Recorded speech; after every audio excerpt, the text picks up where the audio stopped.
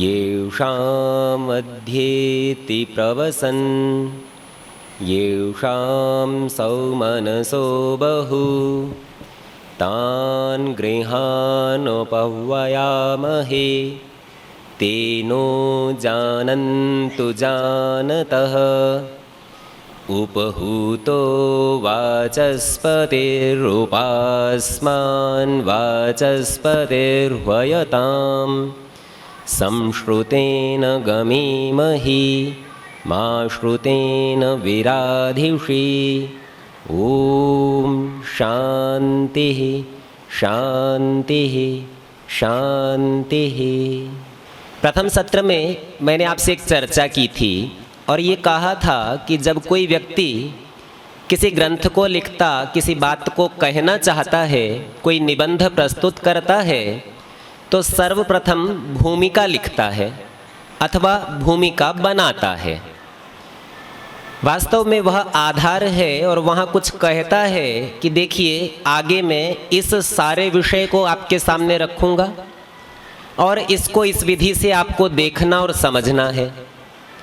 और जब सारी बात को कह देता है तो सबसे अंत में उपसंहार का अवसर होता है और उन्हीं सभी बातों को संक्षेप से दोहराता और कहता है ऐसा ऐसा मैंने कह दिया है और आपको ऐसा ऐसा निश्चित जान लेना चाहिए। समापूर्ति सत्र को भी ऐसा ही समझिए। जो पिछले 8 सत्रों में आपने सुना ये उसका उपसंहार है, उसका संक्षेप है। चर्चा कैसी है?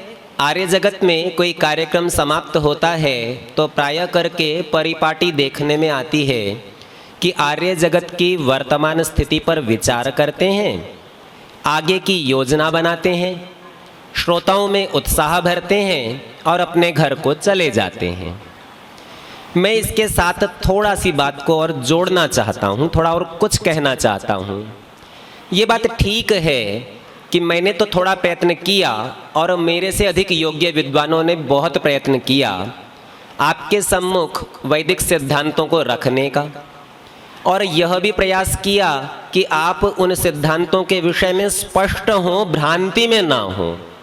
विशेष करके इस कार्यशाला में एक शंका समाधान का सत्र भी इसीलिए रखा गया था।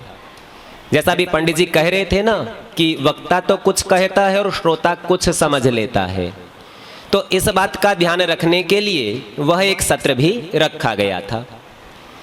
और प्रायः करके इस बात से हम सभी परिचित हैं कि उत्तरोत्तर आर्य समाज की स्थिति अच्छी तो नहीं हो रही है।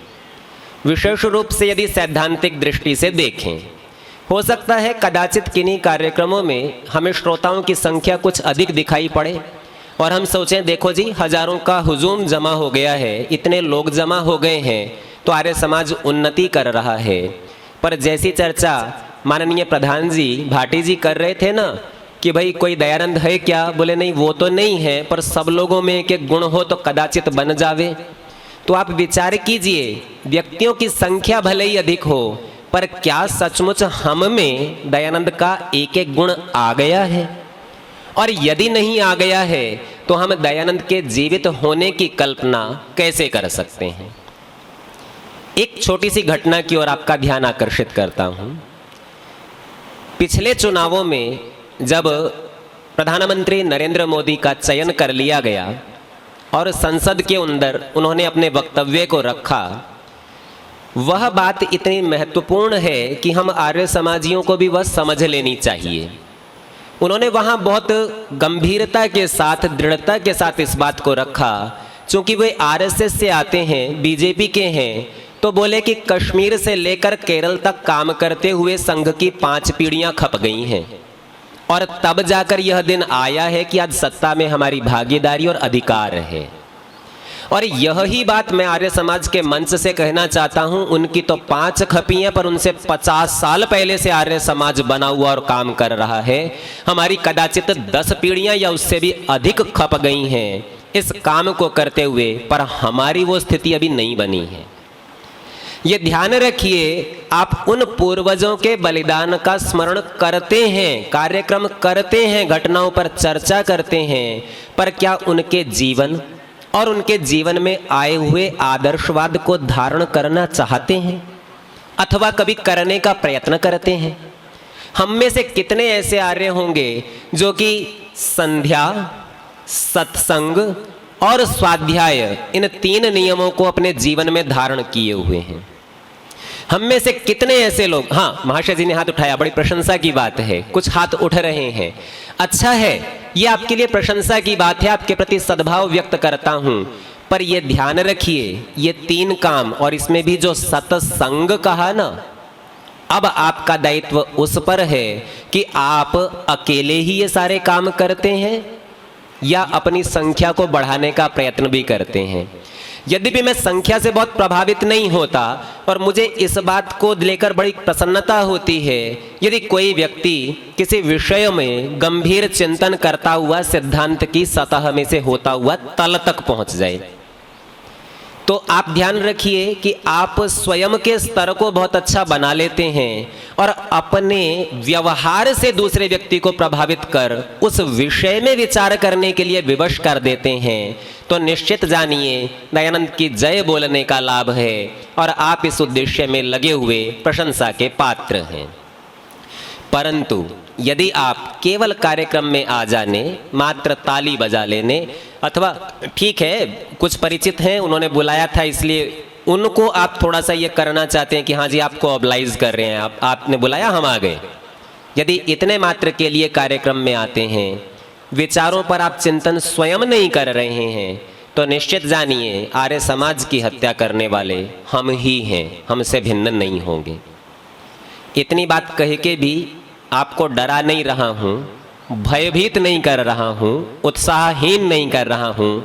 एक घटना सुनाकर, चूँकि आज का कार्यक्रम मेरे बोलने की दृष्टि से नहीं है, ये वैसा वक्तव्य नहीं है जो पिछले 4 दिनों में किया उसकी समापूर्ति भाई कुछ कम ज़्यादा हो गया हो तो बस उतनी चर्चा करने के लिए है।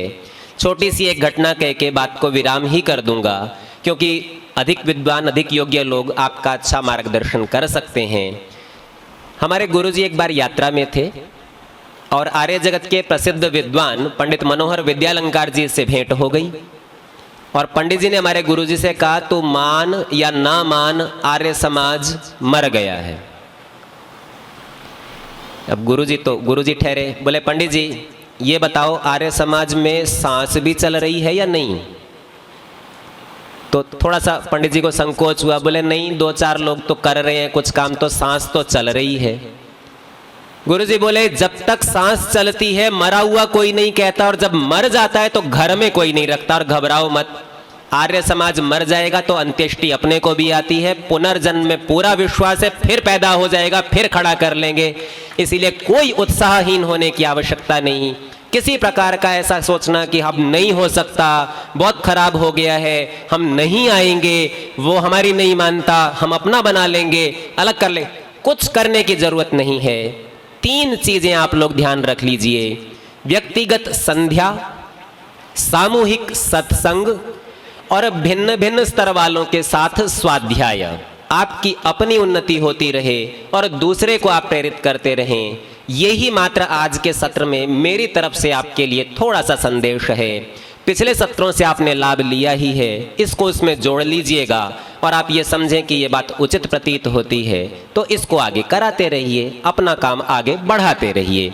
आप सबने ध्यान से सुना, इसके लिए आप सबका धन्यवाद करता हूँ। ओम शम।